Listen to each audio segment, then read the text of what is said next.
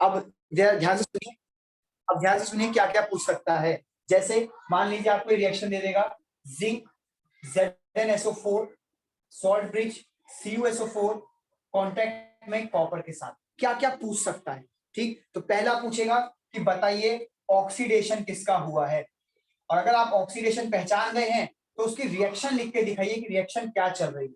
Second चीज पूछेगा कि बताइए रिडक्शन किसका हो रहा है, और अगर आप रिडक्शन पहचान गए हैं तो उस पर रिएक्शन कौन सी हो रही है वो भी दिखाइए। तीसरी चीज पूछेगा बच्चों ओवरऑल रिएक्शन, ओवरऑल रिएक्शन। ध्यान से सुनिएगा, ऑक्सीडेशन रिएक्शन तो आप पहचान लें कैसे, इसका ऑक्सीडेशन हुआ है और इसका रिडक्शन हुआ है। लिखने की बारी आए तो ऑक्सीडेशन में कैसे लिखोगे, जिंक सॉल्यूशन में गिर रहा है 2+ बन के 2 इलेक्ट्रॉन, दैट्स इट। कॉपर का कैसे लिखोगे, कॉपर 2+ था 2 इलेक्ट्रॉन लेकर कॉपर बन गया, लिख दिया। अब बच्चों ओवरऑल सुनो क्या होता है, ओवरऑल में ना आपको इन दोनों रिएक्शंस को जोड़ना, लेकिन जोड़ने की एक कंडीशन, इलेक्ट्रॉन कैंसल आउट होने चाहिए। आप नोटिस करो अगर मैं इन दोनों को जोड़ूंगा तो यहाँ से 2 इलेक्ट्रॉन, यहाँ से 2 इलेक्ट्रॉन कट हो जाएंगे। कुछ याद आ रहा है रिडॉक्स रिएक्शन की बैलेंसिंग करते थे, तो बैलेंसिंग करते टाइम जब ऐड करते थे तो इलेक्ट्रॉन से इलेक्ट्रॉन कट जाता था, ये वैसा ही कुछ है। आप जब जोड़ेंगे तो कंडीशन ध्यान रखिएगा इलेक्ट्रॉन बराबर होने चाहिए बच्चों। इलेक्ट्रॉन जब बराबर है, अभी तो देखो बराबर है, 2 से 2 कट गया, आप सीधा लिख देंगे Zn plus Cu2 plus gives Zn2 plus copper. ये है जी आपकी ओवरऑल रिएक्शन। इसको एक और तरीके से लिख सकते हैं, आपको भी पता है कि Zn प्लस ये Cu2 प्लस ऐसे एग्जिस्ट नहीं कर रहा, ये ऐसे एग्जिस्ट कर रहा होगा, अकेला थोड़ी 2+ घूम रहा होगा भाई, SO4 2- को लेकर घूम रहा होगा ना। सिमिलरली Zn2 प्लस अकेला थोड़ी घूम रहा है। लो जी, ये है आपकी ओवरऑल रिएक्शन बच्चों, आराम से देख। एक और क्वेश्चन इस पर अभी करा देते हैं जिसमें इलेक्ट्रॉन सेम नहीं है। अब सेम नहीं है तो कैसे जोड़ोगे, तो क्या करोगे, पहले सेम करोगे, मल्टीप्लाई करेंगे। देखो वही रिएक्शन लेते हैं अभी कॉपर वाली, ये copper, copper sulphate salt bridge Ag2SO4 contact में Ag के साथ। तो चलो आओ पहले रिएक्शन लिख दो ऑक्सीडेशन की। तो कॉपर ने 2 इलेक्ट्रॉन लूज करे होंगे। अब आप ये मत सोचना कि बच्चों कि कॉपर ने 2 इलेक्ट्रॉन लूज कैसे करे सर, वो तो यहाँ पे कॉपर गेन कर रहा था।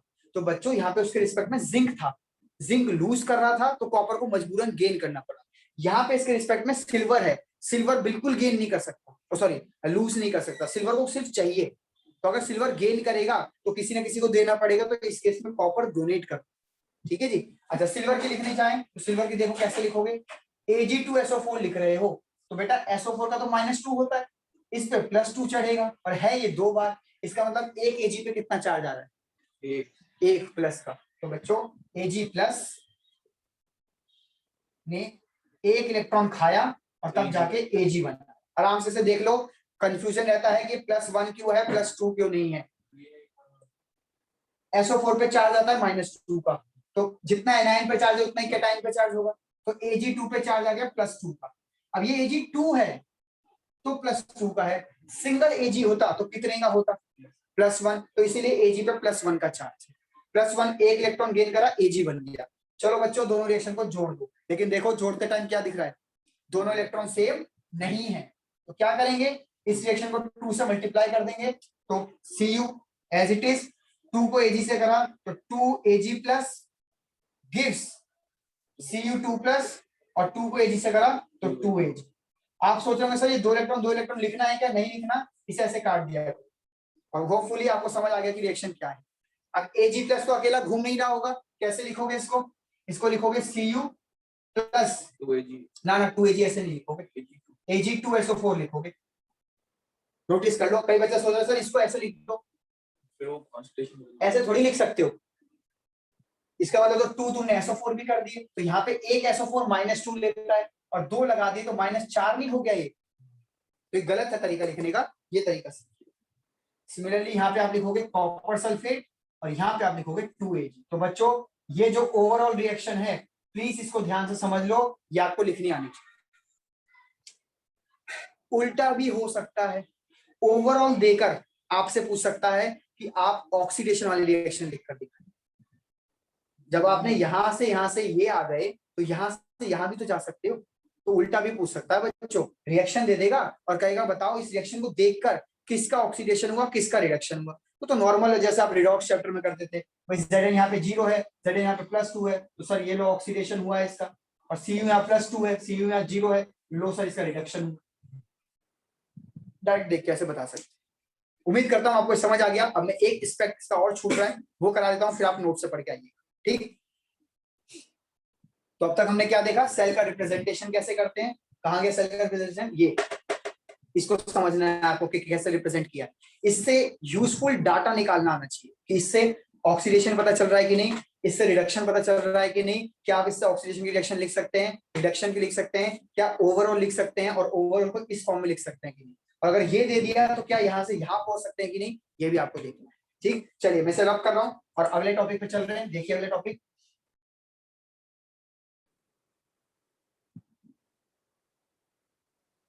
अब सुनिए बच्चों, अगर मैं आपको गैल्वेनिक सेल की बात बताऊं तो गैल्वेनिक सेल में आप जो 2 कंटेनर लेते हैं, यहाँ पे आप एक रॉड लेते हैं, यहाँ पे बच्चों इस पे ऑक्सीडेशन होता है इस कंटेनर में, और इस कंटेनर में होता है रिडक्शन।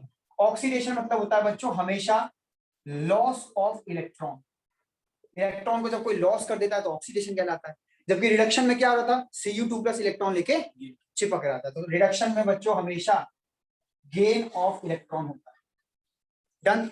अब आप मुझे बताइए कि ऑक्सीडेशन आपके पीरियोडिक टेबल में मेटल नॉन मेटल दोनों में से कौन कौन कर सकता है? नॉन मेटल नहीं कर सकता, नॉन मेटल पता नहीं, नॉन मेटल का नाम बताओ कोई। Cl इलेक्ट्रॉन दे सकता है, तो बोलो ना नहीं दे सकता, फिर क्या होता है पता नहीं, सोचना भी तो होता है। हाँ, तो बच्चों ऑक्सीडेशन हमेशा मेटल करता है क्योंकि यहाँ पे इलेक्ट्रॉन को लॉस करना है, और आपको बचपन से सिखाया गया है कि जो इलेक्ट्रॉन लॉस करते हैं वो मेटल होते हैं, तो यहाँ पे हमेशा बच्चों मेटल होते हैं।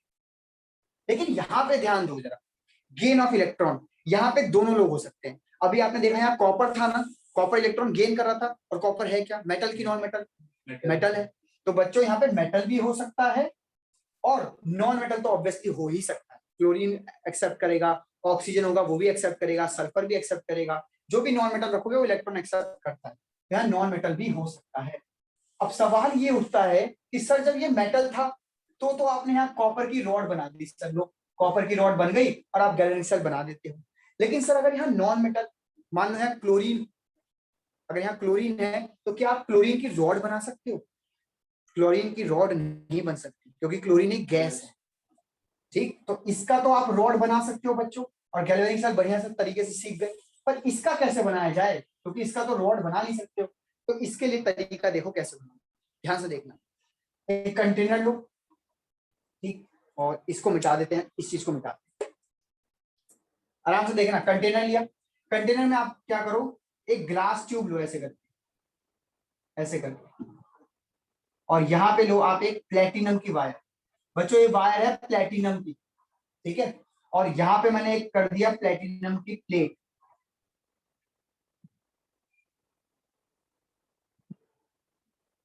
इसके अंदर बच्चों मैंने भर दिया है आपका HCl का सॉल्यूशन। भाई याद करो, जिसकी रॉड थी उसी का तो सॉल्यूशन लेते थे, कॉपर की रॉड थी तो कॉपर सल्फेट लिया, क्लोरीन का बना रहा हूं तो क्लोरीन का कोई सॉल्यूशन चाहिए ना, तो क्लोरीन का सॉल्यूशन ले लिया HCl। अब क्लोरीन की रॉड तो बनाओ सर, कैसे बनाओगे क्लोरीन की रॉड, तो ध्यान से देखना, करना क्या है आपको, आपको इस छेद में से यहां से क्लोरीन गैस को धक्का मारना खूब प्रेशर से, और जब आप क्लोरीन गैस को प्रेशर, जब पाइप का प्रेशर होता है ना, जिससे आप बाइक वाइक धोते हो कुछ धोते हैं, तो जब प्रेशर से आप क्लोरीन गैस को छोड़ोगे तो क्लोरीन गैस यहाँ आके, और बच्चों ये जो प्लेट दिख रही है ना, इस पे एड्सॉर्ब हो जाएगी, एड्सॉर्ब मतलब चिपक जाएगी, प्लेटिनम होनी चाहिए ताकि रिएक्शन ना करे।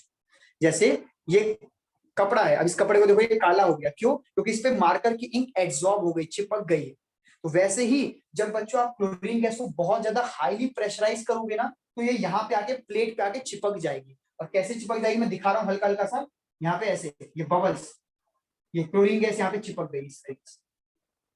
तो बच्चों इसी को कहोगे आप कि लो जी क्लोरीन की रॉड बनी। मैं जानता हूं कि क्लोरीन की रॉड नहीं है, लेकिन दिखाने का यही तरीका है, हमारे पास एक मात्र यही तरीका है क्लोरीन को यहाँ रोकने का। क्लोरीन गैस को किसी प्रेशर से मार रहे होंगे, लेट इट बी वो है P-ATM। भाई 4 ATM 5 ATM 6 ATM से मारोगे ना प्रेशर, तो P1 ATM। अगर कोई वैल्यू लेनी चाहते हो तो लो 2 ATM ले लो, ताकि समझ आ जाए। ठीक, तो ये था बच्चों नॉन मेटल के केस में डिजाइन की आपको कैसे बनाना।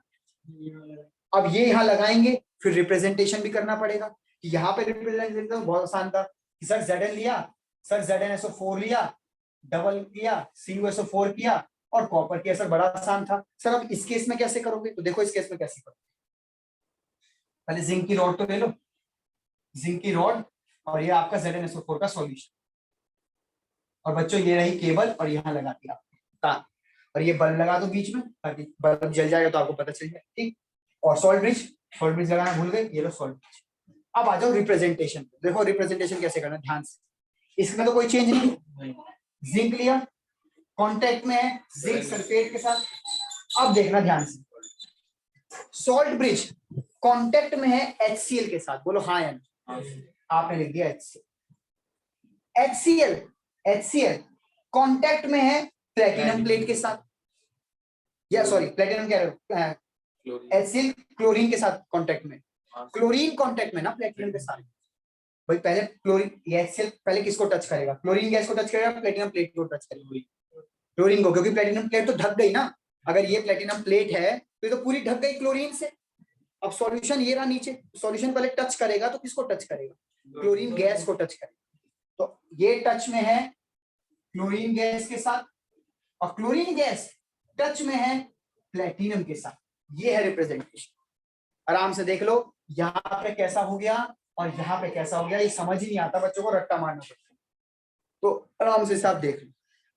उसके बाद वही अपना बेसिक चीजें पूरी कर लो, जैसे ZnSO4 की कुछ कंसंट्रेशन दी होगी, लेट इट बी 2 मोलैरिटी, तो लिख दिया 2 मोलैरिटी।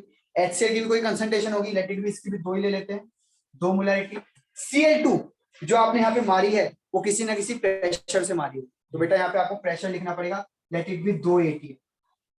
दैट्स इट, ये हो गया रिप्रेजेंटेशन। अच्छा, प्लेटिनम जो रॉड है या प्लेट है वो किस फॉर्म में, सॉलिड फॉर्म में, तो आप यहाँ सॉलिड लिखो। दैट्स इट, ये हो गया पूरा रिप्रेजेंटेशन। यहाँ पे सॉलिड हो गया,